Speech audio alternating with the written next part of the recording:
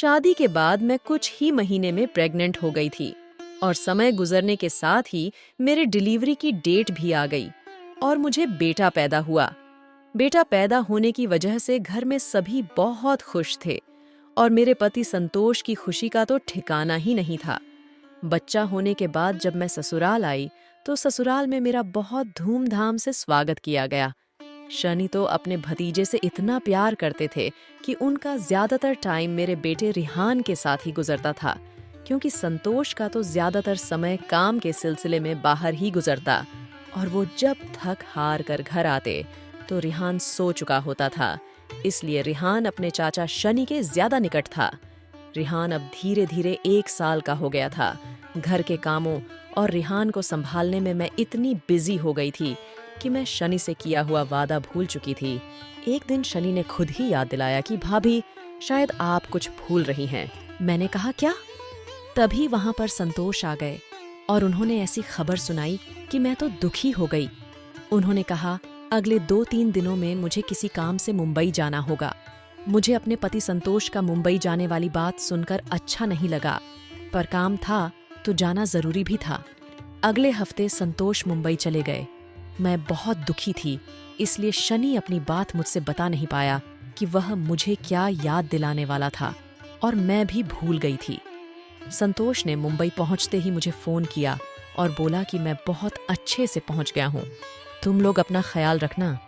2-3 दिन के अंतराल में संतोष और मेरी फोन पर बातें हो जाती, पर अचानक न्यूज में आई खबर ने सबको हिलाकर रख दिया। न्यूज यही थी कि संतोष जिस कंपनी में काम करते थे, उस कंपनी ने संतोष के साथ कई लोगों को काम के सिलसिले में मुंबई भेजा था, पर मुंबई जाने के कुछ दिन बाद ही वहां की कंपनी में अचानक किसी गैस के रिसाव से आग लग गई और वह सारे लोग मारे गए, जिनमें संतोष भी थे।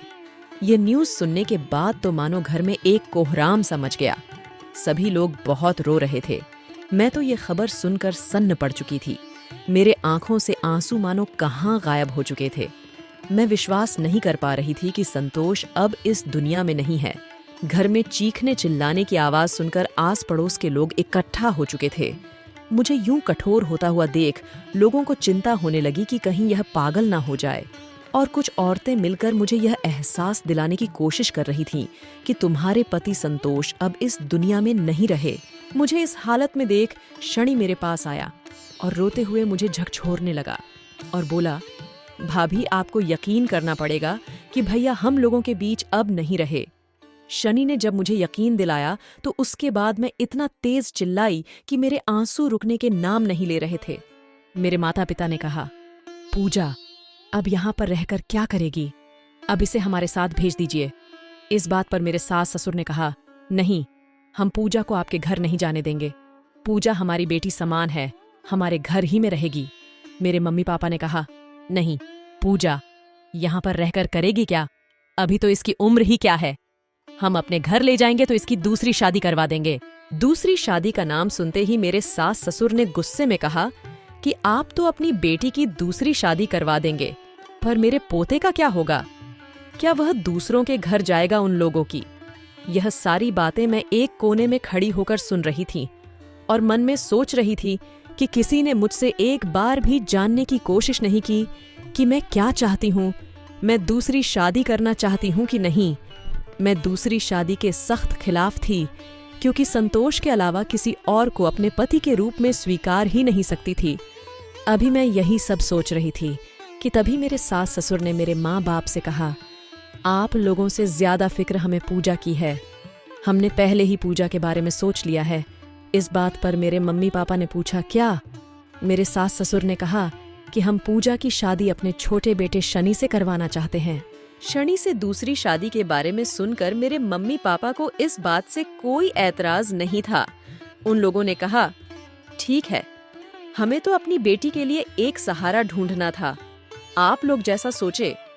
हमें तो यह बात सुनकर बड़ी खुशी हुई कि आप लोगों ने हमसे पहले पूजा के बारे में सोच लिया है। मैं इन लोगों की बात सुनकर एकदम चिड़चिड़ी हो चुकी थी और मैं सामने आई और बोली, नहीं, मुझे दूसरी शादी नहीं करनी। मेरे मम्मी पापा ने कहा, बेटा ऐसा मत बोल, तेरी पहाड़ जैसी जिंदगी कैसे बीतेगी? जिंदगी तुझे दोबारा मौका दे रही है। पति के मर जाने के बाद हर किसी के भाग्य में दूसरी शादी नहीं होती। अगर किसी लड़की की दूसरी शादी होती भी है तो किसी कुंवारे लड़के से नहीं हो पाती। तेरे सास ससुर तेरे बारे में इतना सोच रहे, मैं तो इनकी आभारी हूँ। तू भी शादी के लिए मान जा। लेकिन मैं अपनी जिद पर अड़ी रही कि मुझे शादी नहीं करनी है। तभी मेरे सास ससुर मेरे सामने हाथ जोड़कर बोलने लगे कि बेटा, हम रिहान के बिना नहीं रह पाएंगे।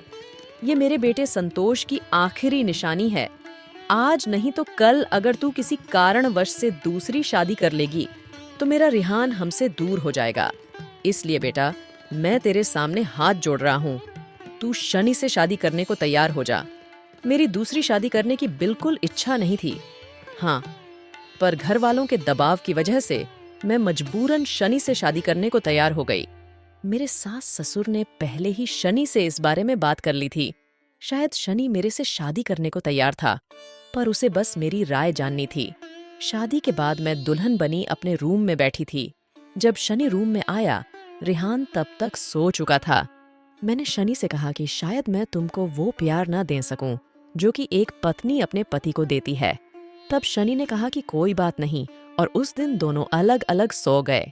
ऐसे ही समय बीतता रहा और शनि ने कभी भी पूजा को प्यार देने में कमी नहीं रखी। और रिहान तो शनि के दिल का टुकड़ा था।